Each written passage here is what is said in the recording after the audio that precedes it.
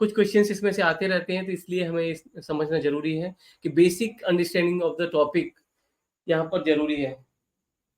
बहुत ज़्यादा कवर नहीं करेंगे, लेकिन फिर भी हम थोड़ा बहुत देखेंगे कि इसमें क्या क्या हम कवर कर सकते हैं। तो मैं स्टार्ट करता हूँ। एस्टिमेट, यहाँ पे जो भी इंपॉर्टेंट पॉइंट होगा बस उतना ही हम कवर करेंगे। तो एस्टिमेट होता क्या है? एस्टिमेशन और estimate is the process of calculating the quantities of various items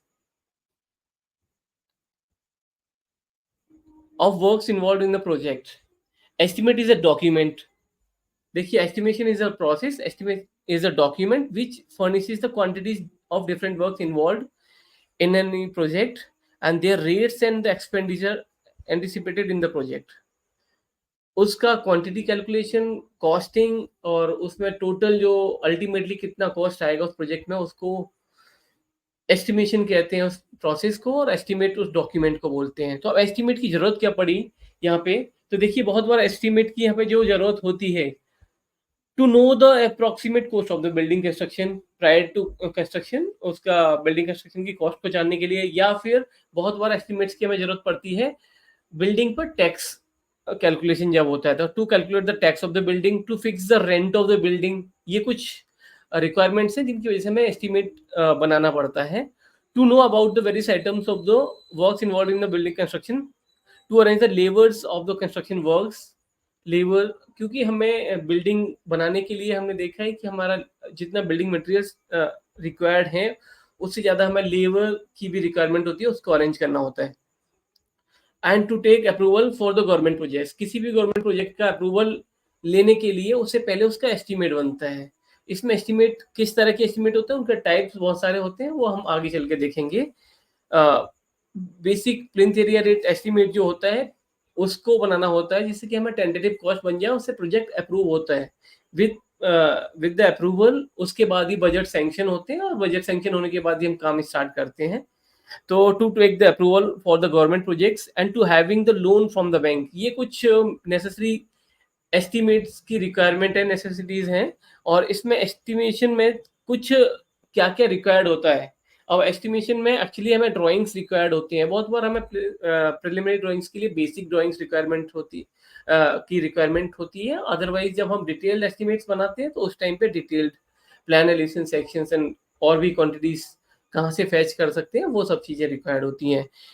इसके बाद ये थोड़ा सा कुछ पॉइंट्स हैं, क्वांटिटीज क्वालिटीज, इनको हम स्किप कर देते हैं, क्योंकि हम ये देखेंगे कि बहुत ज़्यादा इंपॉर्टेंट नहीं है, लेकिन कहीं से हम एक दो क्वेश्चन अगर हमारे पास आते हैं तो उनको हम किस तरह से सॉल्व कर सकते हैं। तो एक over all understanding of the topic जरूरी है यहाँ पे। तो यहाँ पे estimate give an idea of the cost of the work and hence it's feasibility can be determined. पहले एस्टिमेट बनाने से ये हो जाता है कि हम उतना बजट है कि नहीं है, तो एटलीस्ट हम ऐसा ना हो कि काम स्टार्ट कर दें और उसका हमें फिजिबिलिटी पता ही ना हो, प्रोजेक्ट फिजिबल ना हो और हमने काम स्टार्ट कर दिया। तो इसीलिए एस्टिमेट बनाना होता है। Estimate gives an idea of time required for completion of the work, क्योंकि एस्टिमेट से हमें क्वांटिटी पता लग जाती है। क्वांटिटी पता लगती है तो उससे पता लगता है कि इस काम को करने में कितना टाइम लगेगा। Estimate is required to invite the tender and quotation and to arrange contract, क्योंकि एस्टिमेट जो है टेंडर डॉक्यूमेंट का स्पेशल पार्ट होता है, estimate and drawings. Estimate decide whether the proposal plan matches the funds available और not, ये feasibility वाली बात है आगे यहाँ पे। उसके अलावा हमें quantities, to know the quantities of work, item of work, a material and labor and their source of identification, किस तरह का लेबर लगेगा, किस तरह का वर्क है, वो सारा डिटेल्ड एस्टिमेट में हम लोग आइडेंटिफाई करते हैं, उसके बाद पता करते हैं। To match the proposal, okay, to obtain the administrative and technical sanction of estimate, जितने भी गवर्नमेंट प्रोजेक्ट्स होते हैं वहाँ पे एडमिनिस्ट्रेटिव अप्रूवल आता है, उसके बाद टेक्निकल सैंक्शन होने के बाद ही कोई डिपार्टमेंट काम करना स्टार्ट करता है, तो उनके लिए भी and release of the funds के लिए हमें एस्टिमेट की रिक्वायरमेंट होती है।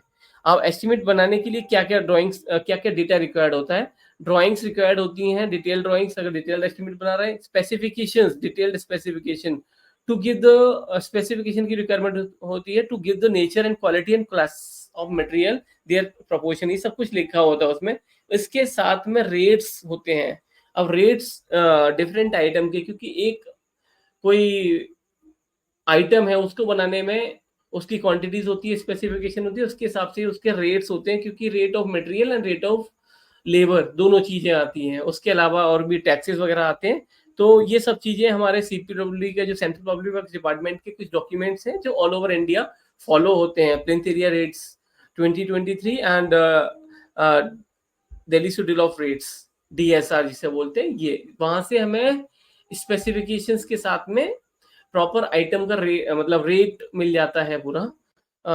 तो ये करते हैं। तो डिटेल्ड एस्टिमेट इस तरह से कुछ बनता है, उसमें डिस्क्रिप्शन ऑफ वर्क, फिर उसके डायमेंशंस होते हैं, फिर ओवरऑल क्वांटिटी निकलती है, उसके बाद रिमार्क्स। तो ये तो होता है क्वांटिटी एब्स्ट्रैक्ट करने के लिए, एब्स्ट्रैक्ट एस्टिमेट। इसके बाद जो एब्स्ट्रैक्ट क्वांटिटी निकल के आती है उसको फाइनल रेट से मल्टीप्लाई करते हैं तो टोटल कॉस्ट आ जाती है ऑफ दैट आइटम। और जब अल्टीमेटली पूरी बिल्डिंग के आइटम्स हम जोड़ लेंगे उसके बाद जो कॉस्ट निकल के आती है वो टोटल एस्टिमेट पूरा निकल के आता है। तो अब इसमें एक और इम्पोर्टेंट पॉइंट जो आता है जो हमें यहाँ पे समझना जरूरी है, यूनिट्स ऑफ मेजरमेंट। क्योंकि अलग अलग आइटम्स का टाइप होते हैं, उनका मेजरमेंट अलग अलग तरह से होता है। जैसे कि the unit of a different works depend on their nature, size and shape. In general the units of different item of works are based on the following principle. इसमें दो तीन प्रिंसिपल हैं। Massive and volumetric items, massive and volumetric items such as earthwork, concrete or foundation, masonry, brick masonry, ये सब चीजें होती हैं। random double masonry, RR masonry, okay। the measurement of the length, width, height, तीनों में क्या जाता है, उसके बाद उसका वॉल्यूम निकाला जाता है। वॉल्यूम निकालने के बाद पर क्यूबिक मीटर उसका रेट होता है, उससे मल्टीप्लाई करते हैं।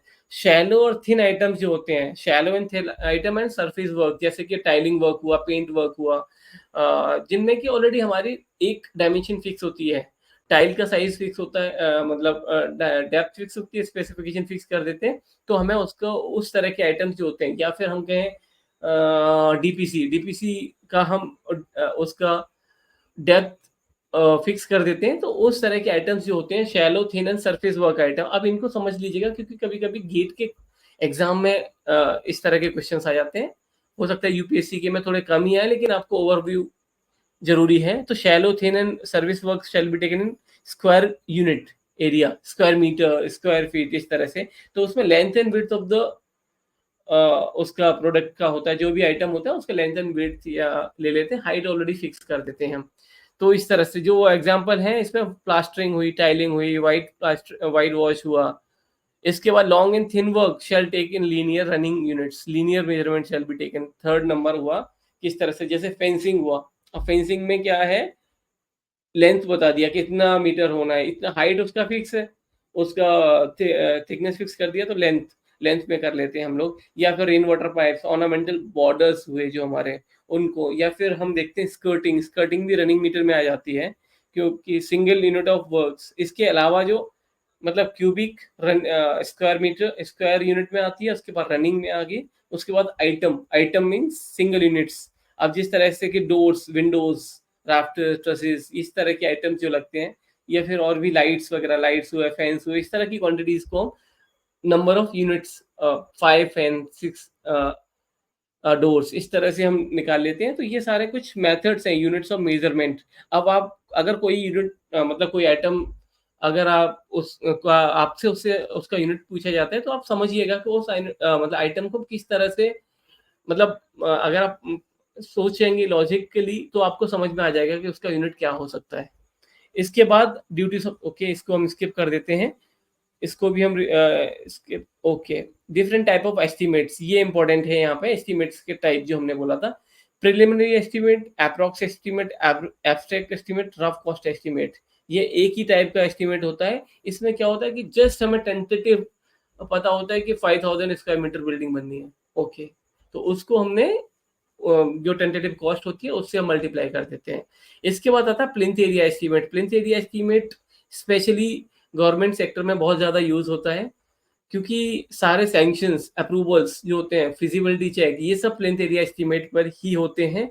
इसके लिए मैं आपको दिखाना चाहता हूँ कि प्लिंथ एरिया रेट्स जो सीपीडब्ल्यूडी का है, प्लिंथ एरिया रेट्स, ये एक डॉक्यूमेंट है, ओके। ये एक डॉक्यूमेंट है सीपीडब्ल्यूडी का, ओके, प्लिंथ एरिया रेट्स इस 2023 लेटेस्ट ही है, हर 1-2 साल बाद अपडेट होता रहता है। इसमें यही डॉक्यूमेंट जो है ये पूरा ऑल ओवर इंडिया हर डिपार्टमेंट, जो भी गवर्नमेंट डिपार्टमेंट या प्राइवेट डिपार्टमेंट्स भी इन्हीं इसी डॉक्यूमेंट को फॉलो करते हैं। ये सेंट्रल पब्लिक वर्क्स डिपार्टमेंट इसको पब्लिश करता है time to time depending on various reasons, ये करता है। तो सबसे पहले जो plinth area rates was first published in 1955 और उसके बाद अभी 11th एडिशन 2023 में पब्लिश किया गया है, जो कि हमारा एक रिलायबल डॉक्यूमेंट होता है। इसमें हर कैटेगरी टाइप ऑफ बिल्डिंग का यहाँ पे अलग-अलग प्लिंथ एरिया के हिसाब से हम कॉस्टिंग कर सकते हैं, टाइप ऑफ बिल्डिंग, और उसके बाद भी स्पेसिफिकेशंस इसमें है। प्लिंथ एरिया रेट्स है, general specification of residential building, इसके बाद स्केल ऑफ एमिनिटीज, इसके बाद और भी बहुत सारे टाइप ऑफ बिल्डिंग्स हैं। तो उन सब से हम उन सब का अलग अलग तरह से बिल्डिंग वाइज एब्स्ट्रैक्ट ये करके उसके बाद जो कॉस्ट इसमें लिखा हुआ है एक बार देख लीजिएगा। इस तरह का डॉक्यूमेंट है, ये सीपीओडी की वेबसाइट पे फ्रीली अवेलेबल है। तो इसमें बिल्डिंग कॉस्ट देखेंगे, RCC framed structure up to 6 storeys, floor height 3.6 metre है अगर, तो ये ऑफिस या कॉलेज बिल्डिंग का 30,000 जो all inclusive plinth area estimate है, ये पर स्क्वायर मीटर का रेट है ये। तो आप प्लिंथ एरिया जो है पर स्क्वायर मीटर में लेते हैं, तो पर स्क्वायर मीटर उसको मल्टीप्लाई करेंगे हॉस्पिटल बिल्डिंग के लिए 32 और स्कूल बिल्डिंग के लिए ये हो गया आरसीसी फ्रेम्ड स्ट्रक्चर। उसके बाद में उसको भी अलग अलग कॉम्पोजिट टाइप के लिए टाइप ऑफ बिल्डिंग स्पेसिफिकेशन भी यहाँ पे डिसाइड करती हैं कि किस तरह से उसके रेट चेंज होते हैं। तो कॉम्पोजिट है, अगर partially load bearing partially RCC framed है तो उसका रेट थोड़ा कम हो जाता है, ये हो गया। अब इसके बाद ये इन्होंने 3.6 या 3 मीटर हाइट के लिए रेट्स यहाँ लिख दिए हैं हॉस्टल एंड क्वार्टर्स के लिए या जो भी। उसके बाद अब एडिशनली जैसे जैसे थोड़ा थोड़ा बढ़ता है, एडिशनल सेट ऑफ 6 स्टोरीज के लिए ये रेट बढ़ जाएगा, मतलब एडिशनल उसमें रेट बढ़ा देंगे पर स्क्वायर मीटर में। इस तरह से एवरी 0.3 मीटर के लिए इतना इतना रेट बढ़ा दिया है। इस तरह से रेट यहाँ पे लिखा हुआ है, fire fighting, fire alarm, still portion. अब आप देखेंगे बिल्डिंग के मेन कंपोनेंट्स को यहाँ पे कर लेंगे, उनके प्लिंथ एरिया से मल्टीप्लाई कर देंगे इन कंपोनेंट्स का, अल्टीमेटली ये आपको, और टैक्स ऐड करने के बाद में ये अल्टीमेट आपको मिल जाएगा। तो इस तरह से आपको मिल जाता है plinth area estimate. Cube rate और क्यूबिकल कंटेंट एस्टीमेट, इसमें क्या होता है कि हम जैसे हमने प्लिंथ एरिया लिया उसमें वॉल्यूम वाइज ऐसा अभी मतलब वॉल्यूम वाइज कैलकुलेशन कर लेते हैं। उसमें ये जो हाइट वाला जो हमने कंपोनेंट लिया था उसको भी मतलब काउंट कर लिया, क्योंकि उसमें 3.6 था और एवरी 0.3 पर वहां पर रेट बढ़ाया था, तो एक टेंटेटिव कॉस्ट हमें इससे भी मिल जाती है। Approx quantity method, approx quantity हमने अब इसमें क्या है कि प्लिंथ एरिया से निकाला, लेकिन हमने क्या हुआ बहुत बार क्या करते हैं हम छोटे प्रोजेक्ट्स में 5-6 आइटम है, 5-6 या 15 आइटम है, तो 15 आइटम्स को हमने उनकी क्वांटिटी टेंटेटिव पता कर लिया, उनको कॉस्ट से मल्टीप्लाई कर दिया, तो वहां से क्वांटिटी मेथड हो जाता है। Detailed estimate, item rate estimate, ये सबसे ज्यादा इंपॉर्टेंट एस्टीमेट है जो कि बनता है डिटेल्ड एस्टीमेट, और प्लिंथ एरिया के बाद डिटेल्ड एस्टीमेट ही बनता है। उसके बाद सप्लीमेंट्री एस्टीमेट, रिवाइज एस्टीमेट, सब estimate, annual repair and maintenance estimate, complete estimate, ये हम आगे चल के हम पढ़ेंगे। यहाँ पे प्रिलिमिनरी एस्टीमेट जो है हमने बता दिया, it is prepare to decide financial aspect policy and give idea to the cost of the proposal whether it's feasible or not, feasibility check करने के लिए। इसके बाद इसके साथ detail report, side plan of the proposal ये दे देते हैं। ओके, टाइप्स ऑफ अप्रोक्सीमेट जो एस्टीमेट है, ये सारे अप्रोक्सीमेट मेथड है, plinth area method, cubical content unit, service unit method, typical bay method, carpet area method, rough quantity method. इसके बाद प्लिंथ एरिया एस्टीमेट ये हमने बता दिया, प्लिंथ एरिया रेट को उसका जो भी एस्टीमेट हुआ प्लिंथ एरिया हुआ उससे मल्टीप्लाई कर देते हैं, रेट को सीधे प्लिंथ एरिया से मल्टीप्लाई कर देते हैं। इसके लिए डॉक्यूमेंट आपका प्लिंथ एरिया रेट का ही ऑलरेडी सीपीओडी का डॉक्यूमेंट कंट्री वाइड वैलिड होता है। इसके बाद में क्यूबिक कंटेंट में cube rate estimate is again approximate, इसमें क्यूबिकल में साइज लेते हैं उससे मल्टीप्लाई कर देते हैं। यूनिट कॉस्ट में हमें 5 यूनिट है सपोज, तो उसके कॉस्ट से मल्टीप्लाई कर दिया तो टोटल मिल जाएगा। बे मेथड से क्या होता है कि अगर हमें रिपीटेटिव मेथड है, जैसे एक क्लासरूम का हमें कॉस्ट पता लग गया है और ऐसे ही एक स्कूल में 5 क्लास बनने हैं तो एक उससे मल्टीप्लाई कर दिया tentative. Carpet area method, carpet area वही है same, residential area carpet area हो गया। इसके बाद नेक्स्ट आता है हमारा,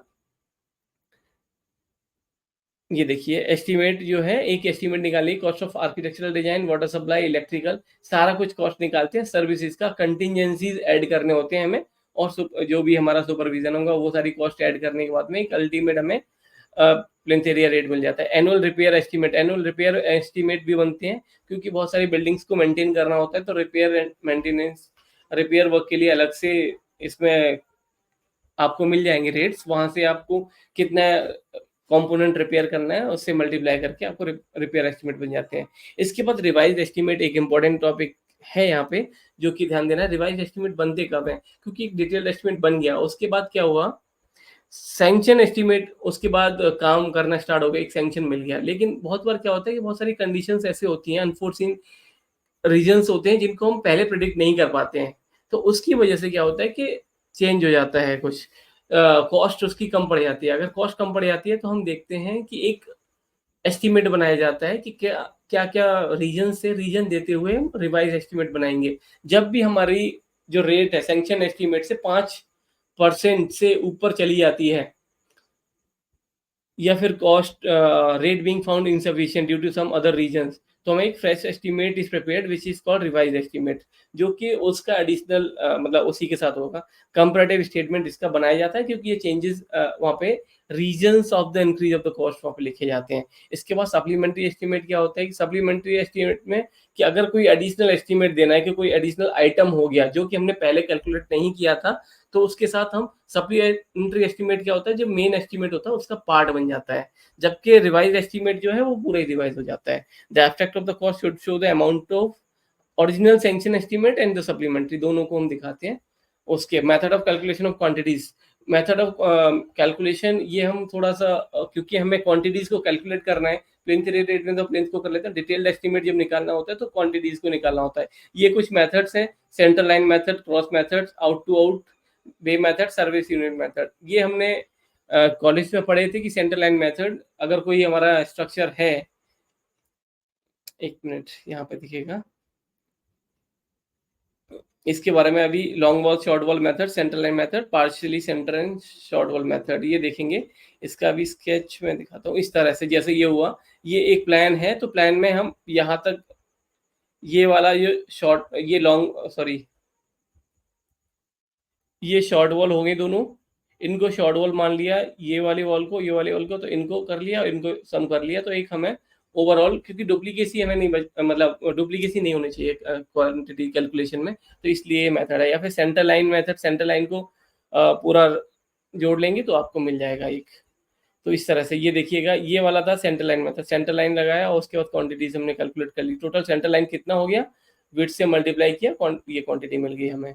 इसके बाद में हम इसको स्किप करते हैं कैलकुलेशन को। इसके बाद आता है रेट एनालिसिस। रेट एनालिसिस क्यों जरूरी है? देखिए, क्योंकि हमने एक चीज देखी है कि क्वांटिटीज हमें पता है, क्वांटिटीज हमने निकाल ली है, स्पेसिफिकेशंस अभी आगे चल के देखेंगे हम स्पेसिफिकेशंस भी, लेकिन रेट एनालिसिस तो हर आइटम का, हर टाइप ऑफ वर्क का एक रेट कैलकुलेशन होता है। अब रेट कैलकुलेशन होता कहाँ से है, इसके लिए भी मैं आपको दिखाता हूँ डिटेल्ड। ये एक डॉक्यूमेंट है सीपीडब्ल्यूडी का, analysis of rates for Delhi central public works department का, अभी 2023 का डॉक्यूमेंट है। हर बार ये रिवाइज होता रहता है depending on the time frame. तो इस तरह से ये एक डॉक्यूमेंट है, इसमें क्या है, हर आइटम का सीपीडब्ल्यूडी ने एक अलग डिपार्टमेंट है जो कि ये सब कैलकुलेशंस करता रहता है और टाइम टू टाइम पब्लिकेशंस करता रहता है। तो इसमें आप देखेंगे सारे रेट्स इन्होंने लिखे हुए हैं। ये basic rates, initially basic rates हैं जो कि लेबर रेट्स और ये सब चीजें लिखे हुए हैं। ये लेबर रेट या आइटम रेट्स लिखे हुए हैं, जो कि जो भी कंपोनेंट एक बिल्डिंग कंस्ट्रक्शन में आता है वो यहाँ पे लिखा हुआ है, उनके रेट्स लिखे हुए हैं पर आवर पर डे। जैसे higher charges of diesel truck per day इतना रेट हो गया, higher charges of drill machine इतना रेट हो गया। इस तरह के रेट्स लिखे हुए हैं क्योंकि एस्टिमेट बनाने में ये काम आते हैं। अब यहाँ पे ये वाला है लेबर रेट, क्योंकि लेबर का भी एक स्टैंडर्ड होना चाहिए, तो ये एक लेबर रेट है जो कि सीपीडब्ल्यूडी की इस डॉक्यूमेंट में है। एरिया एनालिसिस ऑफ रेट्स में, एनालिसिस ऑफ रेट्स में ये है, और इसमें सारा एक एक जो लेबर इसमें लगती है उसका कॉस्ट लिखा हुआ है।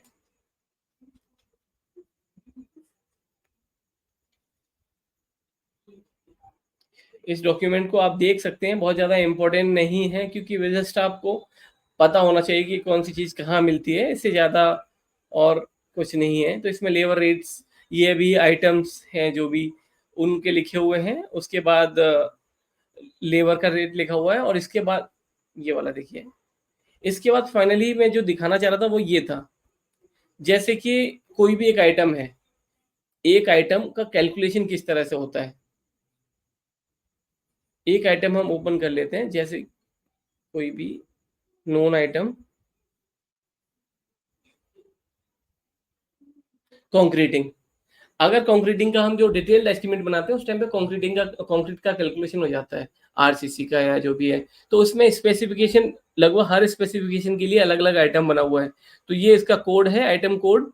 ये आइटम कोड है जो कि स्टार्टिंग में रेट्स लिए थे, क्योंकि इनिशियली हमने रेट्स निकाले ना हर आइटम के। तो सबसे पहले हम क्या करते हैं, यहाँ से हमें पर जो भी उसका यूनिट होगा, जैसे कि ये मिल गया टोटल, एक मिनट, ये आ गया कॉस्ट पर क्यूबिक मीटर। इस आइटम को concreting of M20 grade, M25 grade, इस तरह से। तो उनका कैलकुलेशन निकालने के लिए पूरा कैलकुलेशन करते हैं। पहले मटेरियल निकाला जाता है, एक टेंटेटिव मटेरियल का कैलकुलेशन होता है, फिर उसमें कौन कौन से आइटम्स होंगे, उसके बाद क्या क्या, एक एक आइटम प्लाट साइज कितना लगेगा, ये सब। फिर लेबर कितना लगेगा, लेबर में बेलदार, मैसन, बेस्ती, वाइब्रेटर मशीन्स कितने होंगी, फिर सनराइज। उसके बाद एक कॉस्ट बन के आती है, उस कॉस्ट में हम वाटर चार्जेस लगाते हैं, वाटर चार्जेस के अलावा जीएसटी भी लगाते हैं। जीएसटी या फिर उसके अलावा जो सेस होते हैं, उनको लगाने के बाद में एक टेंटेटिव कॉस्ट बन के आती है। और उसके बाद में अल्टीमेट जो हमें मिलता है पर क्यूबिक मीटर। तो ये रेट हुआ 9361 M20 ग्रेड का, अगर कंक्रीटिंग करना है। और उसका जो कॉस्ट है एज पर गवर्नमेंट डिपार्टमेंट ये होता है पर। तो एक यहाँ से हमें रेट मिल जाता है, एनालिसिस ऑफ रेट।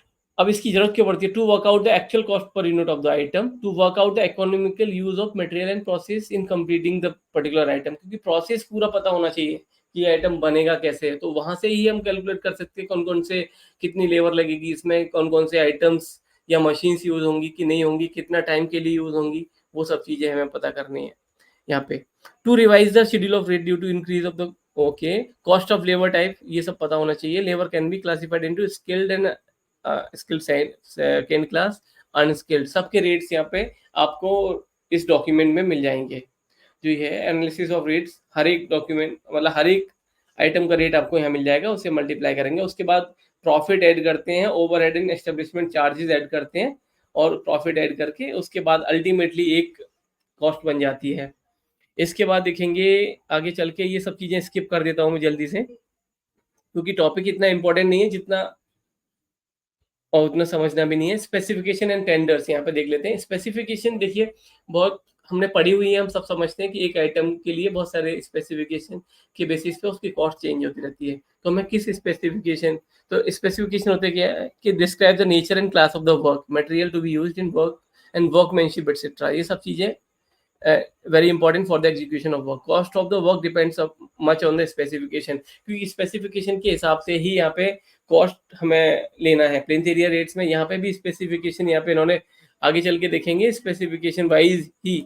देखिए type of specification, type 2-3, type 4-5, type 5-6, सबके लिए अलग अलग रेट्स हैं। तो उनको यहाँ पे मल्टीप्लाई किया हुआ है। तो ये सब चीजें आपको पता होना चाहिए कि स्पेसिफिकेशन क्या होगी बिल्डिंग की, क्योंकि एक स्पेसिफिकेशन की बिल्डिंग की कॉस्ट दूसरे से बहुत ज़्यादा डिफरेंट हो जाएगी। तो specification should be clear, depend on the nature of the work, कहाँ पे हो रहा है। Drawings do not furnish the detail of different items of work. ये ओके, दस the combination of drawings and specification define completely the structure. Drawings and the specification document जो होता है, वो डॉक्यूमेंट मिला के हमारा पूरा बनता है डॉक्यूमेंट। और ये कॉन्ट्रैक्ट डॉक्यूमेंट का पार्ट होते हैं, drawings and specification and detailed estimate, तीनों पार्ट होते हैं। ये आगे चल के हम पढ़ेंगे अभी।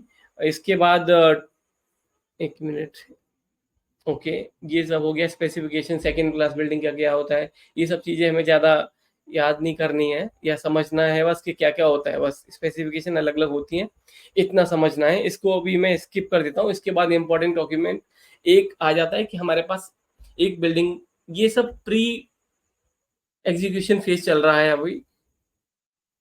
इसमें हमारे पास ड्राइंग्स होने चाहिए, एस्टिमेट होना चाहिए, स्पेसिफिकेशंस पता होना चाहिए। उसके बाद टेंडर कॉल करते हैं। टेंडर होता क्या है, tendering is the process of making an offer.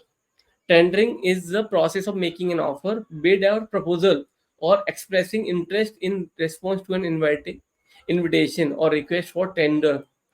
हमें काम कराना है तो हम एक टेंडर करेंगे कि हम एक ऑफर रखेंगे किसी के सामने काम करने का। सिंपल वर्ड्स में एक प्रपोजल होगा जो कि हम ओपन पब्लिक के लिए या किसी पर्टिकुलर जो हमारे कॉन्ट्रैक्टर्स होते हैं उनको हम ऑफर करते हैं कि ये हमारा एक टेंडर डॉक्यूमेंट है, इसके बेसिस पे आपको काम करना है। तो एक टेंडर फॉर्म होता है जिसमें कि सारा कुछ ये लिखा होता है। It is printed. Tender form क्या होता है? Contract giving standard condition of contract, general rule, direction, guidance to the contractor. और उसके अलावा टेंडर डॉक्यूमेंट में पूरा ये ड्राइंग्स होते हैं, डिटेल्ड एस्टीमेट होता है और उसके बाद स्पेसिफिकेशंस होते हैं।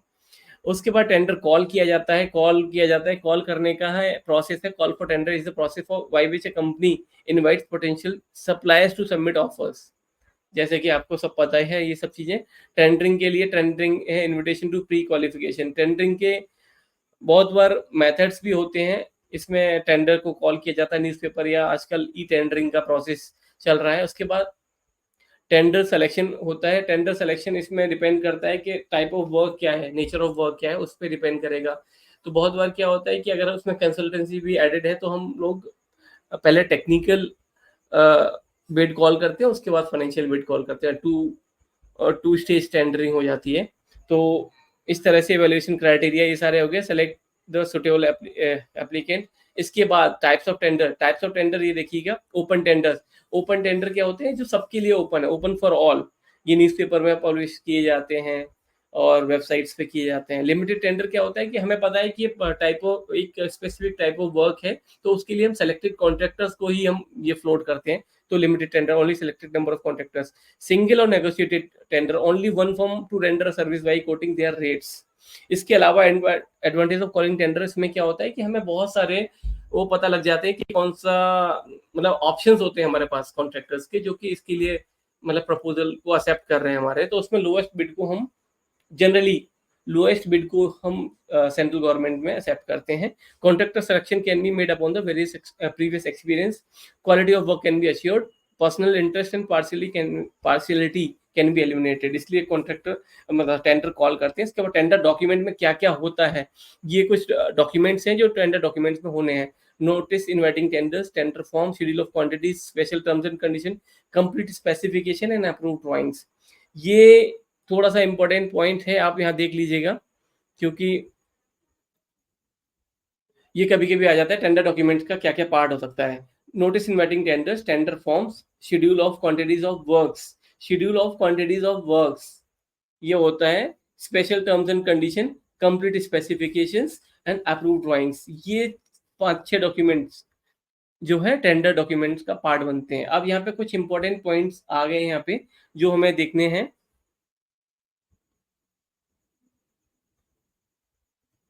ओके, एक पॉइंट आता है earnest money deposit. Earnest money is the deposit made to a seller showing the buyers good faith in a transaction. Earnest money जो है हम लोग एक तरह से ये देखते हैं कि जो भी हमारा कॉन्ट्रैक्टर है वो मतलब उसका फेथ है कि नहीं, जस्ट टेंडर में पार्टिसिपेट तो नहीं कर रहा है। तो इसलिए हम एक अर्नेस्ट मनी लेते हैं उससे एक अमाउंट लेते हैं जो कि बाद में हमारा जो भी कॉन्ट्रैक्टर फाइनल होता है जिसको अवार्ड किया जाता है उसका जो अर्नेस्ट मनी है वो उसमें एडजस्ट कर दिया जाता है। This money is a guarantee against the refusal of any contractor. क्योंकि बहुत बार कॉन्ट्रैक्टर अगर मतलब एक्चुअली विलिंग नहीं होगा, वो टेंडर हमारा जो प्रोसेस है उसको वेस्ट कर सकता है कि उसको टेंडर अवार्ड हो गया उसके बाद उसने रिफ्यूज कर दिया। तो एक तरह से हम उसकी कॉस्ट इस तरह से रखते हैं कि अगर हमारा जो भी टेंडर का जो प्रोसेस है वो फेल होता है तो कहीं से उसकी कॉस्ट को हम कंपेंसेट कर सकें। In case of refusal the amount is forfeited. Earnest money जो है in case of refusal by contractor या जो भी होगा वो हम amount is forfeited. Usually 1 to 2% of the estimated cost is deposited. इसके बाद हुआ सिक्योरिटी मनी क्या होता है? At the time of execution. अब ये जब टेंडर अवार्ड हो जाता है, कॉन्ट्रैक्ट हो जाता है, उसके बाद सिक्योरिटी मनी लेते हैं। Security money at the time of execution of the contract agreement, that successful tender has to deposit for the sum of 10% of contract amount of the department. The amount is known as the security deposit. The amount is kept to check that contractor fills all terms and condition of the contract. क्योंकि एक तरह से हम security amount लेते हैं, जो कि ultimately हमें फाइनल जो बिल होता है वहाँ पे एडजस्ट कर दिया जाता है ये। तो ये एक तरह से अ, इसलिए किया जाता है कि कॉन्ट्रैक्टर हमारी टर्म्स एंड कंडीशन के हिसाब से ही काम करे और काम को खराब ना करे। तो इसके लिए उसकी जो भी वर्क है उसके लिए सिक्योरिटी मनी लिया जाता है। Receiving of tender, after receiving the tender okay, opening of tender होता है, सिलेक्शन प्रोसेस ये सब हमने देख लिया। ये कुछ पावर्स हैं, ये डिपेंड करती हैं डिपार्टमेंट वाइज। ई टेंडरिंग होने लगी है। ई टेंडरिंग आजकल क्यों होने लगी है?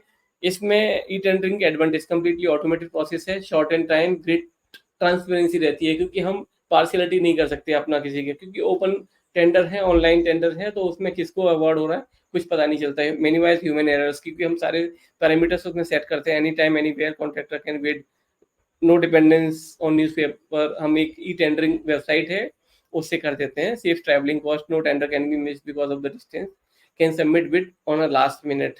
ऐसा नहीं है कि एक दिन जाके एक दिन डॉक्यूमेंट बना के अगले दिन सबमिट करने जाना है। ऑन आपका डॉक्यूमेंट बना हुआ है, कॉन्ट्रैक्टर तो उसको सबमिट कर सकता है। इसके बाद कॉन्ट्रैक्ट्स, कॉन्ट्रैक्ट जब टेंडर और कॉन्ट्रैक्ट्स ऑलमोस्ट मतलब सिमिलर चीजें। टेंडर है कि पहले प्रपोजल होता है, उसके बाद जब टेंडर एक्सेप्ट हो जाता है तो कॉन्ट्रैक्ट डॉक्यूमेंट हम कॉन्ट्रैक्ट साइन करते हैं। तो contract is a legally binding document that recognizes and governs the right and duties of the parties to the agreement. A contract is legally enforceable because it meets the requirement and approval of the law. Legally enforceable document है, इसको हम, ये binding document है और ये contract होना जरूरी है, क्योंकि इसी के बेसिस पे ही आगे चल के हम जितने भी हमारे मतलब ये बिटवीन द टू पार्टीज, ये लीगल म्यूचुअल लीगल ऑब्लिगेशन है। An agreement between two parties, okay, the contract can be either oral और रिटन, जनरली रिटन, क्योंकि गवर्नमेंट सेक्टर में रिटन डॉक्यूमेंट्स होते हैं, ओरल नहीं होते हैं। लेकिन अगर लोकल वर्क्स होते हैं, जैसे हम छोटे छोटे घर बना रहे होते हैं, वहाँ पे हमारा कॉन्ट्रैक्ट जो है ओरली भी हो जाता है। Contractor, a person a firm who undertakes any type of contract, उसको कॉन्ट्रैक्टर बोलते हैं। ये सब प्राइवेट, इंडिविजुअल, पार्टनरशिप, इंडिविजुअल हो सकते हैं, पार्टनरशिप फॉर्म हो सकती है, पब्लिक एंड प्राइवेट लिमिटेड जो टाइप ऑफ कंपनीज हैं वो हो सकती हैं।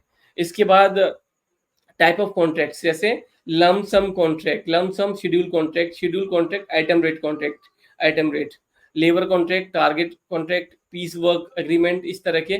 Cost plus fixed fee, cost plus percentage contract, cost plus fluctuating fee, percentage rate. अब लमसम में क्या होता है, लमसम हम डिसाइड कर लेते हैं कि उसको कितना प्रॉफिट दे दिया जाएगा, जो भी होगा। लमसम एक हमने अमाउंट बना लिया कि इतना हमारा खर्चा आएगा, उसके बाद हमने उसको डिसाइड कर लिया कि हम इतना आपको बेनिफिट देंगे या प्रॉफिट देंगे उसके बाद।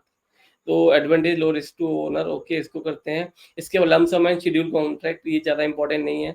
ये आइटम रेट कॉन्ट्रैक्ट, ये सबसे ज़्यादा इम्पोर्टेंट है, जो कि जनरली होता है। इसमें डिटेल्ड एस्टिमेट बनता है और उसमें सारी क्वांटिटीज लिखी होती हैं, और उसमें ही कॉन्ट्रैक्टर को एक एक आइटम का रेट लिखना होता है अपना। An item rate contract is one in which the contractor agrees to carry out work as per the drawing, bill of quantities and specification in consideration of a payment to be made entirely on measurement taken as the work proceeds. Finally सबका measurement book में measurement होता है, उसके हिसाब से ही, क्योंकि rate, item का rate वो फिल करता है और जितनी क्वांटिटीज आती हैं अल्टीमेटली जब एग्जीक्यूशन के बाद में उससे मल्टीप्लाई करके उसको पेमेंट हो जाता है। द आइटम रेट कॉन्ट्रैक्ट और यूनिट प्राइस और schedule contract is a type of contract which is undertaken on पर पीस और आइटम बेसिस। एडवांटेज क्या है इसके, कंपैरेटिव स्टेटमेंट बन जाता है, आप बना सकते हैं। ओवर राइटिंग और raising of rates can be avoided, क्योंकि आपने रेट कोट किया हुआ है वहाँ पे, क्वांटिटी वेरी करती है तो आपको उस रेट से मल्टीप्लाई करके कॉन्ट्रैक्टर को पेमेंट होता है। There are no rates for individual item, the benefit due to increase in quantity will be availed by the contractor. Quantities, क्योंकि इंडिविजुअल आइटम का नहीं, क्वांटिटी का है। कॉन्क्रीटिंग जितना इंक्रीज हुआ उतना कर लेंगे। Profit of contractor is linked with the actual cost, so economic completion of work. Profit of contractor actual cost का वो अपना प्रॉफिट मार्जिन लिख देगा, 10%, 5%, 7.5।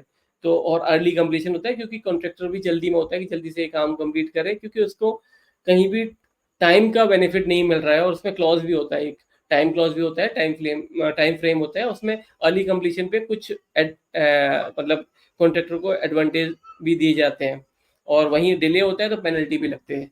तो लेबर कॉन्ट्रैक्ट में क्या होता है कि ओनली हम लेबर मतलब ये डिसाइड करता है ओनर, जो भी होगा ओनर ये कहेगा कि मटेरियल वो सप्लाई करेगा, बस आप लेबर का कॉस्ट करिए। जो जनरल हमारे रेजिडेंस जो प्रोजेक्ट्स होते हैं छोटे छोटे, उनमें सब यही होता है कि लेबर का हम कॉन्ट्रैक्ट करते हैं, उसके बाद बाकी मटेरियल वो लोग प्रोवाइड कर रहे होते हैं। टारगेट कॉन्ट्रैक्ट होते हैं उसमें कि टारगेट कॉस्ट या फिर टारगेट डेट फिक्स होती है। टाइम एंड सप्लाई कॉन्ट्रैक्ट इसको इंपॉर्टेंट नहीं है। Piece work agreement between employer and individual must be in writing. Okay, must be piece work per piece इतना जो भी है उसको मल्टीप्लाई कर देते हैं ये आइटम। इसके बाद ये इंपॉर्टेंट पॉइंट नहीं है इसमें, इसको स्किप कर देते हैं। एलिमेंट्स ऑफ कॉन्ट्रैक्ट, जैसे टेंडर डॉक्यूमेंट का था ऐसे ही कॉन्ट्रैक्ट डॉक्यूमेंट जो उसमें ये सब चीजें होती हैं। Element, the contract itself must include the following: offer, acceptance, consideration, parties who have legal capacities उनके साइन होते हैं proper, lawful subject matter, mutual agreement among both parties, mutual understanding of the obligation। इसके अलावा जो document होता है contract documents is the written document, it describes clearly about the work and defines the right and obligation of the parties। सब कुछ लिखा होता है ओनर के पार्ट पे, कॉन्ट्रैक्टर के पार्ट पे, सब कुछ कौन सा किसका कितना राइट है, क्या क्या ऑब्लिगेशन है, वो सब लिखे होते हैं। It should include sufficient information to be able to complete the work और सर्विस, मतलब स्पेसिफिकेशन वगैरह क्लियर लिखनी है। Architects are responsible for producing the drawings and the specifications, ये सब चीजें होती है because legal implication, owner produce agreement and condition conduct, ये हो गया। इसके बाद स्टेटमेंट ऑफ वर्क एक होता है सॉलिड, इसको is crucial for bidding. Okay, हो गया, इसको हम स्किप करते हैं। Bill of quantities, it is a document, bill of quantities BOQ बोलते हैं इसको। This is a document made up by the list of different materials and trades that the contract construction project will require. Document vendor will required bill of quantities, एक एक quantity को हम list कर देते हैं कि क्या क्या होगा, वर्क होगा। उसके बाद drawings, master format online. Okay, इसको हम स्किप कर देते हैं।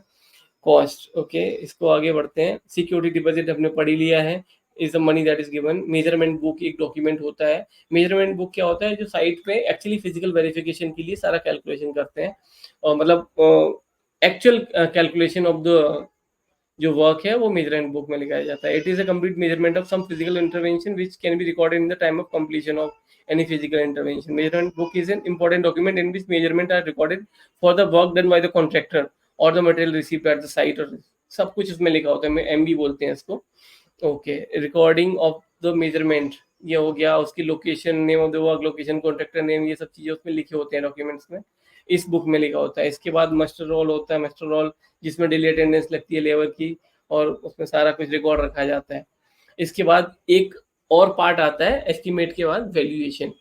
वैल्यूएशन जो है एक्चुअली जैसे एस्टिमेट करते हैं, वैल्यूएशन आफ्टर कंप्लीशन होता है जनरली। आप देखिए, वैल्यूएशन पहले से नहीं करते हैं, जो एस्टिमेट होता है वो पहले किया जाता है, वैल्यूएशन बाद में होता है। Valuation is analytic process of determining the current worth of an asset और अ कंपनी।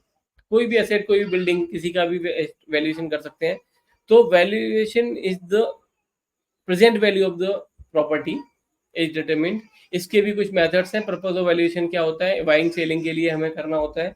इसके अलावा टैक्सेशन के लिए भी हम करते हैं, रेंट फिक्सेशन के लिए वैल्यूएशन होता है, सिक्योरिटी और लोन्स के लिए भी, क्योंकि लोन अगेंस्ट प्रॉपर्टी भी होते हैं तो वहाँ पे भी होता है, और कंपल्सरी एक्विजिशन के लिए भी, जहाँ पे के एक्वायर किए जाते हैं, जैसे कि लोन्स वगैरह में, मतलब जो बैंक्स करते हैं, तो एक्विजिशन के लिए भी, और बेटरमेंट चार्जेस और इंश्योरेंस, इनके लिए भी इसका वैल्यूएशन किया जाता है। तो यहाँ पे वैल्यूएशन में फैक्टर्स जो होते हैं, लोकेलिटी कहाँ पे बना हुआ है, स्ट्रक्चर किस टाइप का, first class, value, present day cost, cost क्या होगी, ओरिजिनल कॉस्ट, ये सब चीजें होती हैं। इसके अलावा ये कुछ इंपॉर्टेंट टर्म्स हैं, उनको हम आगे बढ़ा देते हैं। ओके, ये ईजमेंट एक टर्म यहाँ पे मिला है, an owner getting over the property of another person, the following faculties is known as easement. Okay, sorry, faculty गलत लिखा है, facilities of running water, air and light. Easement rights के बारे में आप पढ़ लीजिएगा। ईजमेंट राइट्स समझने वाली बात है कि अगर हमारा कोई प्लॉट है या प्रॉपर्टी है, उसके कुछ ईजमेंट राइट होते हैं। उसमें एयर लाइट का होता है, एक्सेस का होता है कि आपको एंट्री प्रॉपर मिलनी है, तो इसके लिए ईजमेंट राइट्स आप क्लेम कर सकते हैं। एयर एंड लाइट का ईजमेंट राइट होता है आपका, क्योंकि ऐसा नहीं कर सकता क्योंकि कोई साइड वाला नेवर आपका ऐसी कोई बिल्डिंग बना दे जिससे कि आपका एयर और लाइट रुक जाए। Drainage of the water, facility of access, ये 4-5 चीजें होती हैं जो कि ईजमेंट के लिए, एक प्रॉपर्टी के लिए उसके राइट्स होते हैं। स्क्रैप वैल्यू क्या होती है, स्क्रैप वैल्यू और साल्वेज वैल्यू दो अलग अलग टर्म्स हैं। इसमें क्या होता है, स्क्रैप वैल्यू में बिल्डिंग को डिसमेंटल कर दिया जाता है, या जो भी प्रोडक्ट है जिसकी सैलवेज स्क्रैप वैल्यू देख रहे हैं हम, उसको डिसमेंटल किया जाता है. If a building is to be dismantled after the period of its utility is over, some amount can be fetched from the sale of the old material. The amount is known as the scrap value of the building. लेकिन वहीं अगर दूसरी चीज देखें, in case where wood and steel are available, the scrap value is more than RCC. Wood and steel को हम reuse कर सकते हैं, रिसाइकिल कर सकते हैं. सैल्वेज वैल्यू क्या होती है, उसको हम जो भी बिल्डिंग है या जो भी कंपोनेंट है या कार है या कोई भी ऑब्जेक्ट है जिसका आप कर रहे हैं, तो उसको हम डिसमेंटल नहीं किया जाता है. If property after being discarded at the end of utility period is sold without being broken into pieces, ये डिफरेंट है. मतलब यही डिफरेंस है scrap value and salvage value में.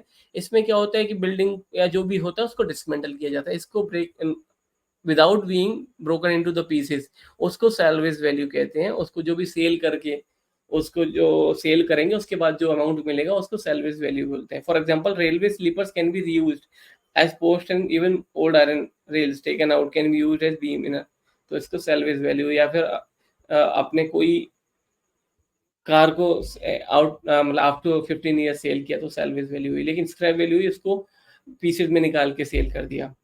Annuity, return on capital investment in shape of annual installment, उसको annuity बोलते हैं. Market value, market value open market में जो भी प्रॉपर्टी, मतलब ओपन मार्केट में जो भी उसकी कॉस्ट होती है उसको मार्केट वैल्यू बोलते हैं. बुक वैल्यू बोलते हैं जो कि बुक से आफ्टर जो भी डिप्रिसिएशन वगैरह हम मतलब एक बुक में एंट्री करते हैं उसके बाद हम डिप्रिसिएशन करते रहते हैं. तो एक वो एक्चुअली अमाउंट नहीं होता है, वो book value depend on the market value. मतलब समझिए कुछ ज़्यादा नहीं है कि एक की कॉस्ट बुक वैल्यू 10 रुपीज़ है, 2 साल बाद उसकी वैल्यू 8 हो जाएगी, फिर 6 हो जाएगी, फिर 4 हो जाएगी book value. Actual market value उसकी डिफरेंट हो सकती है, कि हो सकता है कि वो प्रोडक्ट जो 10 का खरीदा था, 3 साल बाद बुक वैल्यू उसकी 6 रुपये हो, लेकिन वो उसकी वैल्यू जो भी होगी मार्केट वैल्यू 8 रुपये हो सकती है. सिंकिंग फंड मेथड है जो कि कैलकुलेशन ऑफ वैल्यूएशन है. सिंकिंग फंड में क्या, आप पढ़ लीजिएगा, एक मेथड है बस. Fund which is gradually accumulated by way of periodic annual deposit from the replacement of the building structure, ये sinking fund method. इसको हम आगे skip कर देते हैं, कुछ ज़्यादा नहीं है. और यहाँ पे लगभग हमारा ये टॉपिक 45 मिनट में कवर हो गया है. इसमें कुछ valuation, free hold property, property type, free hold, lease hold, ये सब आपने पढ़े होंगे terms. Free hold is inherent the absolute owner of the property, ये सब हो गया. इसके बाद में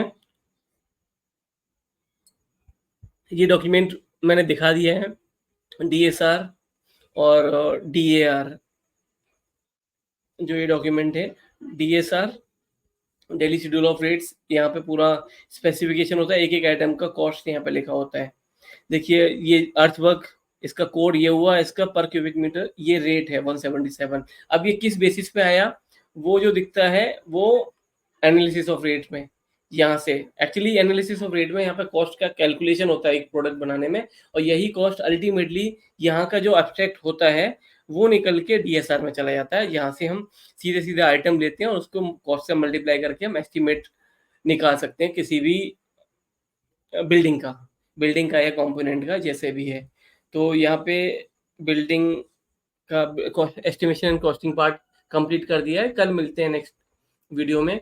और इम्पोर्टेंट टॉपिक एक बार इसमें रिवाइज कर लीजिएगा आप, कुछ ज़्यादा इम्पोर्टेंट नहीं है, जस्ट अंडरस्टैंडिंग के लिए यहाँ पे मैंने टॉपिक को कवर किया था क्योंकि टाइम भी कम था मेरे पास. Okay, thank you, good night.